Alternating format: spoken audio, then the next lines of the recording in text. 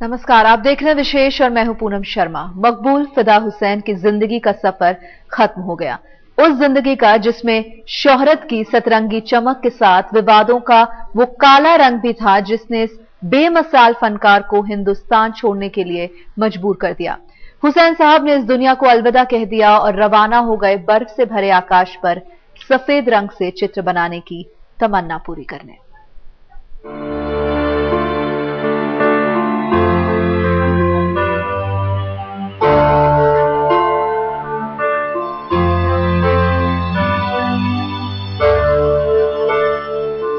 मुझे बर्फ से लिपटा आकाश भेजना जिस पर कोई धब्बा न हो। मैं सफेद शब्दों से उस पर उभारों से भरे चित्र बनाऊंगा।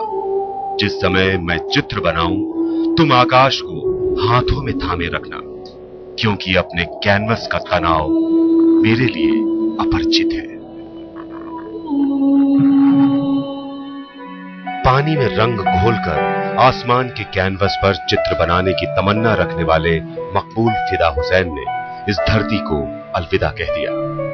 अपने जिस कलाकार की मकबूलियत पर हिंदुस्तान को नाज था, वो अपनी पेंटिंग पर छिड़े विवादों से नाराज था, और नाराजगी इस हद तक कि कतर की नागरिकता लेने वाले एमएफ हुसैन ने आखिरी सांसें भी 7 समंदर पार लंदन में ली।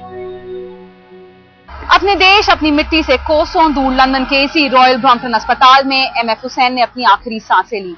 हालांकि उन्होंने अक्सर ये कहा कि वो भारत वापस जाना चाहते हैं, उनके दिल में अभी भी भारत ही बसा है, लेकिन वो कभी भी देश वापस नहीं जा पाए।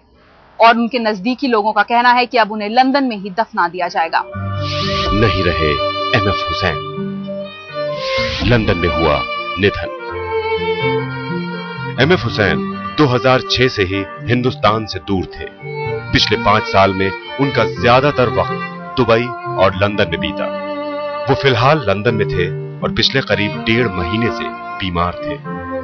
8-9 जून की रात उनका दिल आखिरी बार धड़का, और फिर जो खबर आई उससे उनके फन पर फिदा लोगों की धड़कनें थम सी गईं। काम के लिहाज से, रहने के लिहाज से मैं नहीं समझती कि उन्होंने अपने मुल्क से, भारत से मोहब्बत करना बंद किया। एमएफ हुसेन आज आपल्यातनं गेले। एक खूप ज्येष्ठ, श्रेष्ठ आणि खूप मोठा कलावंत आज आपल्यातनं। मी त्यांच्या पेंटिंगचा खूप मोठा चाहता।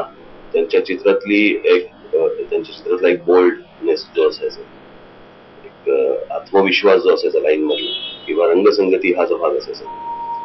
एमएफ के निधन की खबर मिलने के बाद मुंबई के गफ परेड की उस इमारत की दरो दीवार तक मातम में डूब गई, जहां एमएफ ने अपनी जिंदगी के कई यादगार साल बिताए थे।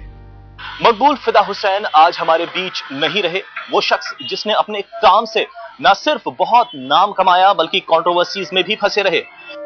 एमएफ हुसैन को उनके विरोधी अश्लील चितेरा करार देते रहे, लेकिन मशहूर पत्रिका फोर्ब्स की नजर में एमएफ भारत के पाब्लो पिकासो थे, भारत के सबसे महंगे चित्रकार, जिसने फकीरी से अपना सफर शुरू किया।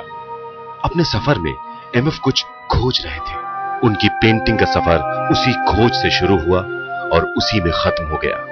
कुछ बचा तो एमएफ की सतरंगी हस्ती और यादों के ढेर सारे रंग। मुंबई में पंकज उपाध्याय के साथ आज तक ब्यूरो।